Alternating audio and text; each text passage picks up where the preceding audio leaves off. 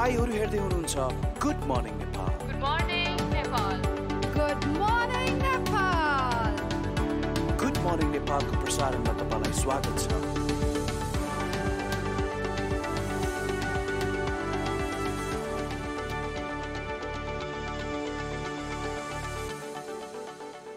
नमस्कार, good morning. Kantipur टेलिभिजनको बिहानी प्रहरको प्रस्तुति गुड मर्निङ नेपालमा तपाईलाई स्वागत छ। म विकास थपलिया। अलि चिसो लाग्न थालेको छ। काठमाडौँमा कान्तिपुर टेलिभिजनको स्टुडियो बाहिर सिमसिम पानी परिरहेको छ। अब अझै बढी चिसोयाम आउँदैछ। अझै बढी स्वास्थ्यको ख्याल राख्नुहोला र यो चिसो बढेसँगै कोरोनाको संक्रमण पनि अझै बढ्न सक्छ, अझै यसले दुःख दिन सक्छ भनेर चिकित्सकहरूले, विज्ञहरूले बताइरहेका छन्। अझै आफ्नो शरीरको ख्याल राख्नुहोला। र म एउटा केही अन्तरालपछि आएको छु, सानो भ्याकेसन पछि आएको छु र म काठमाडौँ बाहिर केही समयको लागि घुम्न गएको थिएँ र जब म काठमाडौँबाट नागढुङ्गा छाडेर जाँदै थिएँ, मैले के त्यस्ता दृश्यहरू देखेँ भने मानिसहरू मास्क चाहिँ एकदमै कम, नगन्य मात्रामा मानिसहरूले मास्क लगाइरहेका छन्, एकदमै लापरवाही ढङ्गबाट। र म त एकदम अचम्मित पनि भएँ र मलाई त डर पनि लाग्यो।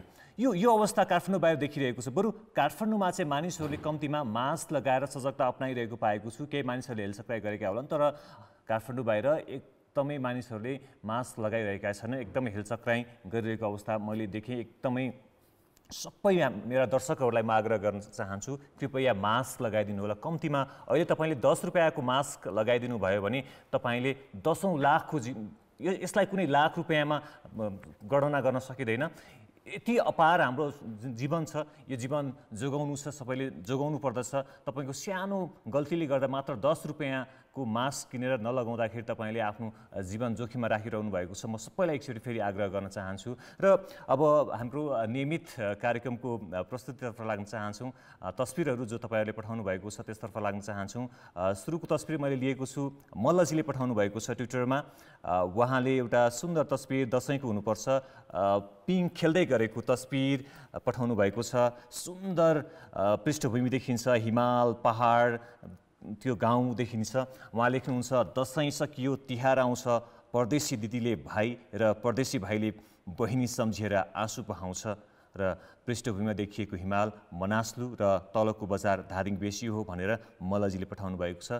धेरै धेरै धन्यवाद निकै सुन्दर तस्बिरको लागि। र अर्को तस्बिर लिएको छु धादिङबाटै, पुष्पनाथ अधिकारीले पठाउनु भएको छ। आज धादिङबाट धेरै हाम्रा दर्शकहरूले तस्बिर पठाउनु भएको छ। हेलो प्रकृति, जुम गरी तिमीलाई निहाल्दैछु, अझै मुस्कुराउन भनेर लेख्नु भएको छ। पृष्ठभूमिमा सुन्दर हिमाल, सेतो हिमाल, हिमालको काखमा गाउँ बस्ती देखिन्छ, निकै सुन्दर छ। र अर्को तस्बिर उहाँले तस्बिर लिँदै गरेको तस्बिर पनि राख्नु भएको छ, त्यो तस्बिर खिच्दै गरेको तस्बिर राख्नु भएको छ। धेरै धेरै धन्यवाद पुष्पनाथजी। र अर्को तस्बिर पठाउनु भएको छ सृजना वास्तोलाले। यो चाहिँ काठमाडौँ उपत्यकाबाट देखिएको मनोरम तस्बिर हो, view of mountains from Kathmandu valley भनेर पठाउनु भएको छ। काठमाडौँ भ्यालीबाट पनि अहिले यस्ता सुन्दर हिमालका दृश्यहरू अवलोकन गर्न सकिन्छ। र अहिले चाहिँ कस्तो देखिएको छ काठमाडौँ उपत्यका भने हिमालको काखमा काठमाडौँ उपत्यका छ, काठमाडौँ छ भने जस्तो दृश्यहरू देखिन थालेको छ। काठमाडौँ एकदमै मनोरम देखिरहेको छ। अर्को तस्बिर पनि उहाँले पठाउनु भएको छ, हिमालको तस्बिर पठाउनु भएको छ। तपाईँहरू सबैजनालाई धेरै धेरै धन्यवाद दिन चाहन्छु। यस्तै तस्बिरहरू तपाईँसँग पनि छ, त्यो सूचनामूलक होस्, अर्थपूर्ण होस्, त्यस्ता तस्बिरहरू छन् भने हामीलाई कृपया पठाउनु होला। हाम्रो फेसबुक त्यसै गरी ट्विटरमा तपाईँले पठाउन सक्नुहुन्छ। कुनै सल्लाह सुझाव छन् भने पनि राख्न सक्नुहुनेछ र हामी त्यसलाई अवश्य पनि स्थान दिने नै छौँ। र यसपछि लागौँ आज हामीले उठाएका केही विषयवस्तुहरू। र अघि मैले कुराकानी गरेँ, कोरोना सङ्क्रमणको दर एकदमै बढिरहेको छ। कोरोना सङ्क्रमण बढेसँगै मृत्युदर पनि बढिरहेको छ। मृत्युदर बढिरहेको बेला सरकारले हामी उपचार गर्न सक्दैनौँ, विपन्नलाई मात्र उपचार, सबैलाई उपचार गर्न सक्दैनौँ, सबै नागरिकलाई उपचार गर्न सक्दैनौँ। र विपन्नको परिभाषा केलाई दिने भन्ने कुरा कुनै मापदण्ड हामीसँग छैन, सरकारसँग छैन। र विपन्नको मात्रै उपचार गरिरहन्छु भन्दाखेरि सबै नागरिकहरू प्रभावित हुने अवस्था रहेको छ। र सरकारले निःशुल्क उपचार गर्न सक्दिन भनिरहेको अवस्थामा काठमाडौँ उपत्यकामा विपन्नहरूको लागि खानाहरू बाँडिएको थियो, खाजाहरू बाँडिएको थियो, त्यो बाँड्नको लागि पनि काठमाडौँ महानगरले बन्देज लगाएको छ। खुला मञ्चमा खाना नबाँड्नु भनेर आदेश दिइसकेपछि खाना बाँड्नको लागि छाडिएको छ। सरकारले कोरोना भाइरससँग सम्बन्धित परीक्षण र उपचार सेवा सबै नागरिकको हकमा निःशुल्क गर्न नसक्ने अडान दोहोऱ्याएको छ।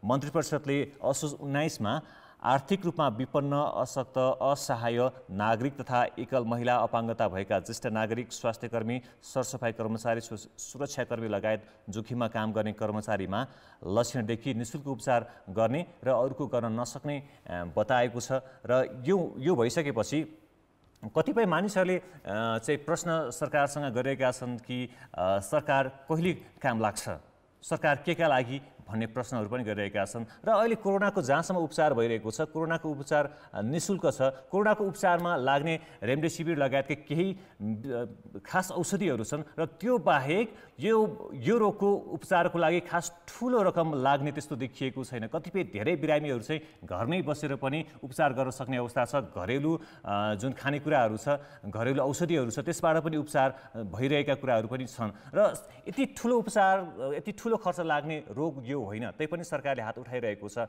र खास गरी आइसियु भेन्टिलेटरमा अलि बढी खर्च लाग्ने गर्दछ र त्यो पर्याप्त मात्रामा छैन। स्वास्थ्य कर्मीहरू जो हुनुहुन्छ, चिकित्सकहरू हुनुहुन्छ, उहाँहरूको सङ्ख्या निकै कम छ। उहाँहरू आफै पनि कोरोना सङ्क्रमणबाट ग्रसित भइरहनु भएको छ। यस्तो अवस्थामा सरकारले यसरी हात उठाइरहेको बेलामा तपाईँ हामी आफै सचेत बन्नु नै सबैभन्दा बुद्धिमत्तापूर्ण कार्य हो। यसका लागि फेरि हामी एकपटक आग्रह गर्न चाहन्छौँ। र एउटा अर्को कार्टुन छ, यो नयाँ पत्रिका दैनिकबाट लिएको कार्टुन हो।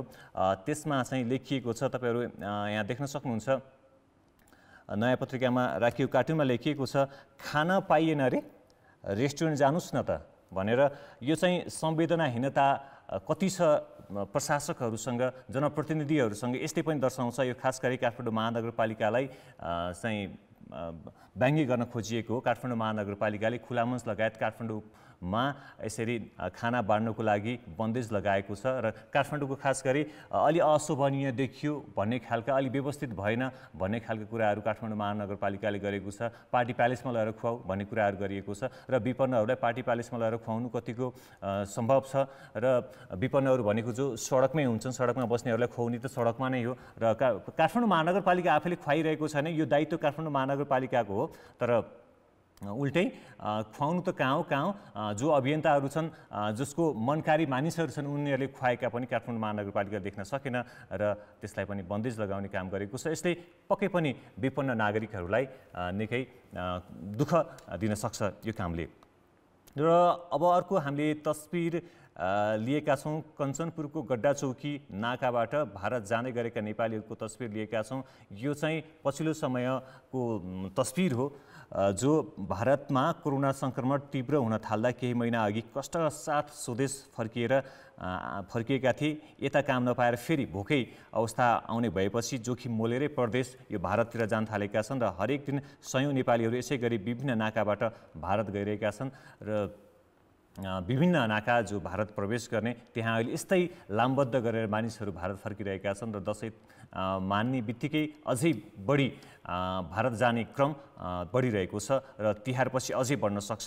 र जो कोरोना सङ्क्रमणबाट ग्रसित हुने डरले लाखौँको सङ्ख्यामा नेपाल आएका थिए, उनीहरू फेरि कोरोनाको अब कोरोनाभन्दा पनि अब रोगभन्दा पनि भोकको बढी ठुलो कुरा हुन थालिसकेको छ, उनीहरू फर्कन थालेका छन्। र अर्को तस्बिर हामीले लिएका छौँ, चितवन इच्छा कामना गाउँपालिका स्थित चौकी डाँडा विद्यालय का जान नपाएका विद्यार्थी भन्नुपर्छ, विद्यालय जान नपाएका चेपाङ समुदायका बालबालिका जो जङ्गलमा दाउरा लिएर फर्कँदैछन्। यो चाहिँ अन्नपूर्ण पोस्टमा अनिल ढकालले तयार पार्नुभएको सामग्री हो। यसै गरी यो लकडाउनपछि सयौँ हजारौँ बालबालिकाहरू अहिले स्कुल जान पाएका छैनन् र उनीहरू यसै गरी बाल श्रम गर्न बाध्य छन्, घरेलु काम गर्न बाध्य छन्। उनीहरूमा पढाइको बानी पनि हट्दै गइरहेको छ र उनीहरू जङ्गल जाने, यसै गरी घाँस दाउरा गर्ने खालका कामहरू उनीहरू गर्न बाध्य छन्। र यो पनि एउटा यसपछि अबका पुस्ताहरूले के हुन सक्छ, उनीहरू चाहिँ शिक्षासँग स्कुलसँग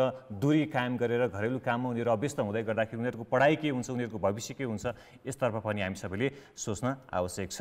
र आज हामीले उठाउन गइरहेका छौँ अमेरिकाको आगामी राष्ट्रपति को बन्ला भन्ने एउटा संसारभरका मानिसहरूको एउटा चासोको विषय रहेको छ। हामी नेपालीहरूको पनि चासोको विषय रहेको छ, किनकि अमेरिकाको प्रभाव संसारभर रहने गर्दछ र त्यहाँको राष्ट्रपतिले ल्याउने नीति नियमले सबैलाई असर पार्ने गर्दछ। त्यस कारणले गर्दा पनि अमेरिकाको राष्ट्रपतिको निर्वाचन सम्पन्न भइसकेको छ र अमेरिकाको मङ्गलबार त्यहाँ नतिजा आउनेछ र को बन्छ अमेरिकाको नयाँ राष्ट्रपति, यो विषयमा हामी कुराकानी गर्नेछौँ। कुराकानीको लागि हामीले जोड्दैछौँ न्युयोर्कबाट दिल्लीराज भट्ट, जो लयर हुनुहुन्छ, न्युयोर्कमा लयर कानुन व्यवसाय गर्दै आउनुभएको छ, उहाँसँग कुराकानी गर्नेछौँ। त्यहाँको निर्वाचनको माहौल के छ, नतिजा कस्तो आउन सक्छ, यो विषयमा कुराकानी गर्नेछौँ यो ब्रेकपछि।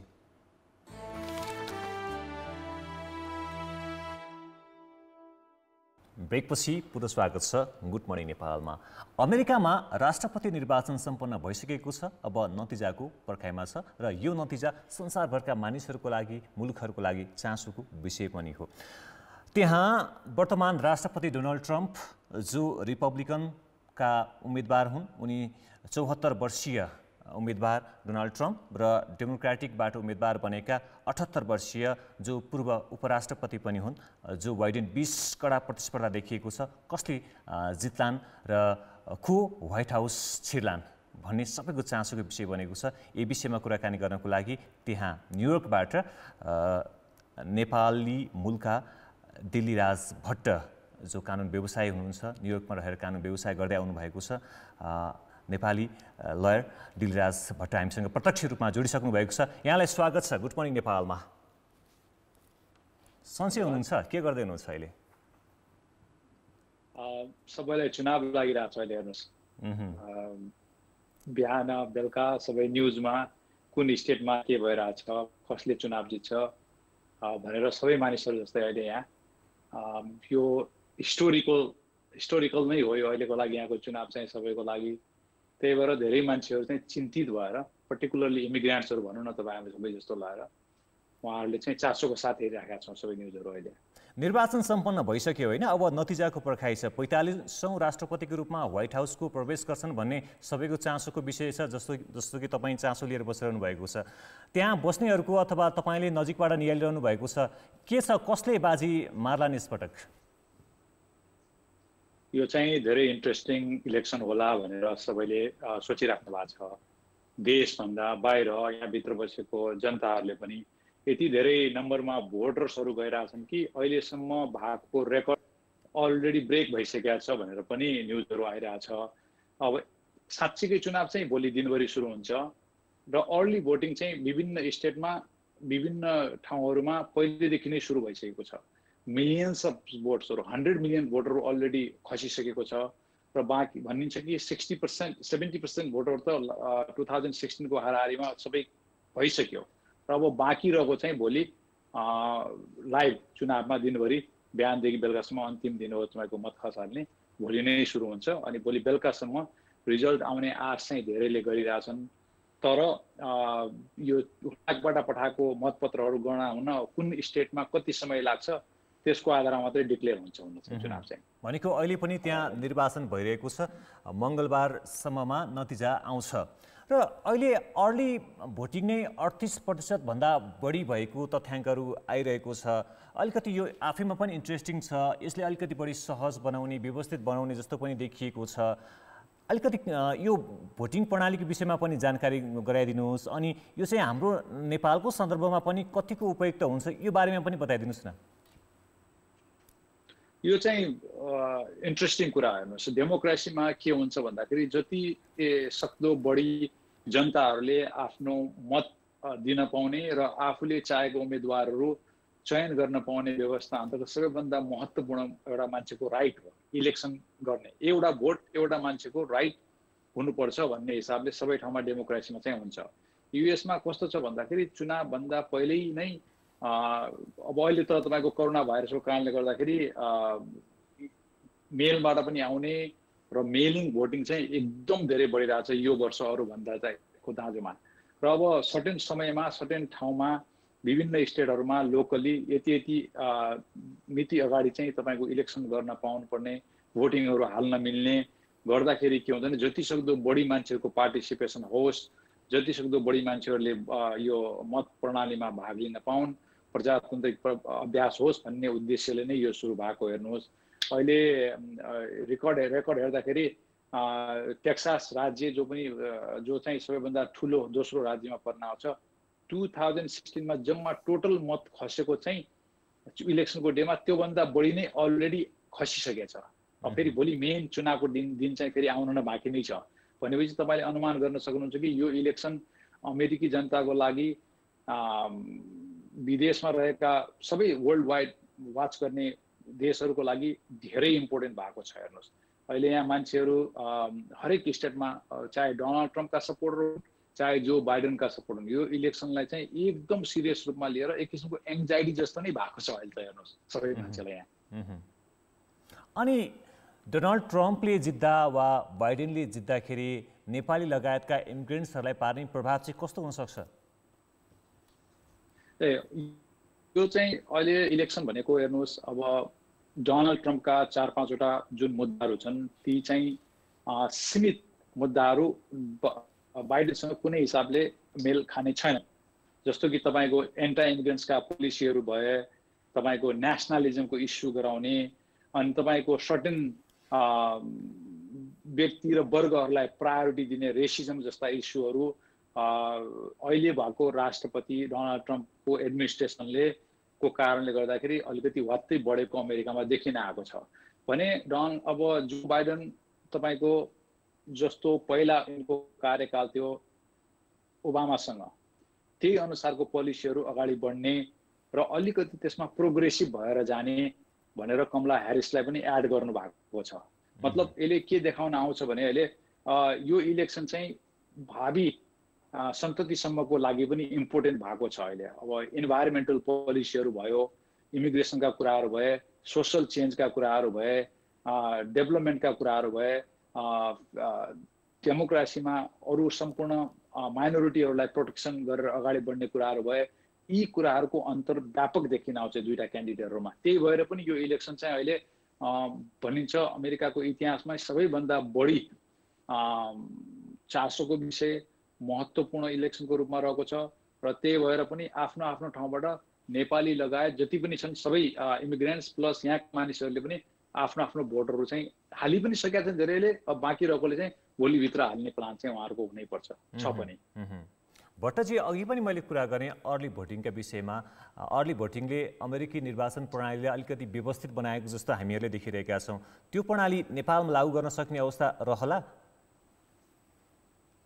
डेफिनेटली किन नसकिनु, किन भन्दाखेरि यति मात्र होइन। अब यो एउटा बुझ्न पर्ने के छ भन्दाखेरि नेपालका नेताहरूले अथवा गभर्मेन्टले अथवा भोटरहरूले अमेरिकामा जो अहिले दुईटा क्यान्डिडेट भएका छन् जो बाइडेन र डोनाल्ड ट्रम्प पनि 2016 मा चाहिँ आफ्नै पार्टीभित्र प्राइमेरी लडेर मात्रै क्यान्डिडेट हुनुभएको। त्यस्तै अहिले जो बाइडेन आफ्नै पार्टीको पहिला चुनाव लडिकन जनताले आफ्नै पार्टीका मान्छेले सबैभन्दा बढी जसले चुनाव भोट हाले त्यही मान्छे मात्रै प्राइमेरीमा गएर प्रेसिडेन्टको लागि क्यान्डिडेट हुन्छ। एउटा रिपब्लिकन पार्टीबाट आउनुभयो डोनाल्ड ट्रम्प, उहाँ त पहिल्यैदेखि जितिसक्नु भएको भएर उहाँको अहिले अपोनेन्ट भएन। र अर्को आउनुभयो जो बाइडेन पनि तपाईँको 17-18 जना प्राइमेरीको क्यान्डिडेटबाट जितेर आउनु भएको। यसले गर्दाखेरि के देखाउँछ भने पहिला त आफ्नै पार्टीका भोटरले आफ्नो क्यान्डिडेट पठाउनु भयो, एउटा रिपब्लिकनको आउनुभयो, एउटा डेमोक्रेटको आउनुभयो, अनि अन्तमा गएर चाहिँ यी दुईटा क्यान्डिडेट चाहिँ सम्पूर्ण जनताको भोटहरू जसले बटुल्न सक्छन् उहाँ नै प्रेसिडेन्ट हुँदाखेरि के देखिन आउँछ भन्दाखेरि पार्टीको माथिल्लो निकायले तोकेको क्यान्डिडेटलाई राष्ट्रपति बनाउने होइन कि तलको क्यान्डिडेटले आफूले पठाएको मध्येमा 2 जना मध्येमा 1 जना चाहिँ राष्ट्रपति बन्ने परम्पराले एउटा त यो एउटा डेमोक्रेटिक परम्परा छ। हेर्नुहोस् यो प्राइमेरी इलेक्सनको कारणले गर्दाखेरि। अर्को चाहिँ नेपालमा पनि को सन्दर्भमा कुरा गर्नुहुन्छ भने अब नेपाल कृषि प्रधान देश हो, त्यहाँ मान्छेहरूले एभ्रिडे मजुरी गर्नुपर्छ, काम गर्नुपर्छ, सबैको फुर्सद नहुन सक्छ इलेक्सनको दिनमा, खेतीपाती छोडेर जान सकिँदैन। तर हामीले 15 दिन अगाडि पनि यो अर्ली भोटिङको व्यवस्था गरिदिउँ ठाउँ ठाउँमा लोकल एरियामा पनि भने यसले गर्दाखेरि एउटा के फाइदा हुन सक्छ भन्दाखेरि जति सक्यो धेरै जनताहरूको चुनावमा चाहिँ पार्टिसिपेसन गराउन सकिनुहुन्छ। त्यो भएर पपुलर मान्छेहरू नै माथि आउने सम्भावना चाहिँ देखिन आउँछ। यो त्यो भएर मलाई के लाग्छ भन्दाखेरि यो एउटा कन्सेप्ट एड गर्दा राम्रो हुन्छ। नेपालमा राम्रै होला हैन? हामी करिब अन्त्यमा पनि छौँ। अन्त्यमा भनिदिनुस् कि मेक अमेरिका ग्रेट अगेन भन्दै डोनाल्ड ट्रम्प आए र त्यसको विरुद्धमा चाहिँ मेक अमेरिका काइन्ड अगेन भनेर चाहिँ बाइडेनले नारा दिइरहेका छन्। अहिले खासमा चाहिँ अमेरिका महान बनाउने कि अमेरिका असल बनाउने भन्ने नै अहिलेको भिडन्त हो, यसरी बुझ्दा हुन्छ? त्यति मात्र होइन, यो एउटा स्लोगन हो डोनाल्ड ट्रम्पले दिनुभएको सर्टेन मान्छेहरूलाई एट्र्याक्सन गर्नको लागि। तर अहिले अमेरिका चाहिँ धेरै अन्तर्राष्ट्रिय स्तरमा राष्ट्रिय स्तरमा भित्र व्यापारिक दृष्टिकोणले आर्थिक दृष्टिकोणले सामाजिक दृष्टिकोणले एकदम 4 वर्ष अगाडि जहाँ थियो त्योभन्दा तल गएको धेरै भोटरहरूले महसुस गरेका छन्। त्यही भएर पनि यो इलेक्सन महत्त्वपूर्ण इलेक्सन हो। त्यही भएर पनि तपाईँको यो अमेरिका चाहिँ सेन अमेरिका, सोसल अमेरिका, स्यानिटी भन्छ, तपाईँको स्यानिटी क्रिएट गर्नु पर्यो भनेर भन्छ अहिले यहाँ सबै मान्छेहरूले। त्यही भएर चारैतिरबाट भइरहेको छैन। मेक अमेरिका ग्रेट भन्ने थिएको चाहिँ तपाईँको सर्टेन पपुलारिटीको आधारमा हो। आई डोन्ट थिङ्क हामी ग्रेट भए जस्तो चाहिँ लाग्दैन। यसमा चाहिँ धेरै मान्छेहरू चाहिँ एग्री हुन्छन् यो परिस्थितिमा। हस्, धन्यवाद यहाँको अमूल्य समयको लागि। यहाँको समय शुभ बितोस् कामना पनि गर्न चाहन्छौँ। र उहाँ हुनुहुन्थ्यो डिलिराज भट्ट, न्युयोर्कमा कानुन व्यवसाय गर्दै आउनुभएका कानुन व्यवसायी हुनुहुन्थ्यो र अमेरिकाको निर्वाचन जारी छ। त्यहाँको मत परिणाम नतिजा मङ्गलबारसम्ममै आइसक्ने अनुमान गरिएको छ र 45औं राष्ट्रपतिको रूपमा को व्हाइट हाउस छिर्लान् भन्ने आम चासोको विषयको छ र केही सर्वेक्षणहरूले बाइडेनलाई 10 बिन्दुले अगाडि देखाए पनि यो निर्वाचनको परिणाम चाहिँ एकदमै भन्न कठिन छ भन्ने खालका कुराहरू आइरहेका छन्। के होला मङ्गलबार बुधबारसम्म हामीले थाहा पाइ नै हाल्नेछौँ। तर जे होस् हाम्रो चासोको विषय भनेको नेपाली जो इमिग्रेन्ट्सहरू छन्, नेपाली मूलका इमिग्रेन्ट्सहरू छन्, उनीहरूको हक हित होस् भन्ने हामी कामना गर्न चाहन्छौँ। र अमेरिकाले बनाउने अबका नीति नियमहरू चाहिँ संसारको पक्षमा अथवा विश्वका अन्य मुलुकहरू नेपाल लगायतका विपन्न जो मुलुकहरू छन्, गरिबको रेखामुनि रहेका मुलुकहरू छन्, उनीहरूको हितमा होस् भन्ने हामी चाहन्छौँ। र यति भन्दै आजको गुड मर्निङ नेपालको निर्धारित समय सकिसकेको छ। यसपछि को समय रहनेछ इङ्ग्लिस न्युजको, यो पनि हेर्ने प्रयास गर्नुहोला। आजको लागि बिदा दिनुहोस्। नमस्ते।